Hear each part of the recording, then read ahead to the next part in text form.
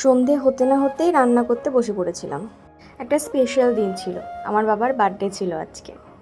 মোমবাতিতে ফু দিয়ে এবার কেক কাটার পালা। মা দেখাচ্ছিল ঠাকুমাকে, ঠাকুমা দেখাচ্ছিল মাকে কে কাকে কেক খাওয়াবে। বাবা পড়ে গেছিলো ভীষণ বিপদে। কেক খাওয়াই হচ্ছিল। ঠাকুমা চাইলে পরে পুরো কেকটাই বাবার মুখের মধ্যে ঢুকিয়ে দেয়।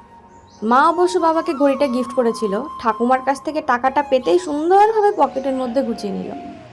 বাবা ঠাকুমাকে প্রণাম করে আশীর্বাদ দিচ্ছিল, আর ঠাকুমা মন খুলে আশীর্বাদ দিচ্ছিল। দাদুদের বাড়িতে গিয়ে যে রিদ্ধির সাথে দেখা, ড্যাব ড্যাব করে তাকিয়ে রয়েছে আমার দিকে। দাদুদের বাড়ি গেছিলাম খোলের আওয়াজ শুনে। প্রত্যেক দিন সন্ধ্যাবেলা হলে হয়তো বা খোল বাজিয়ে দাদু গান করবে, নয়তো বা গীতা পাঠ করবে।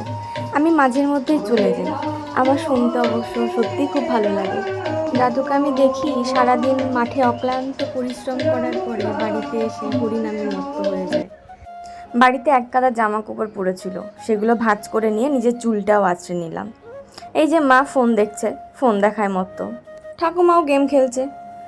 আমি একা একা বসে রয়েছি, গল্প করার মতো কেউ নেই।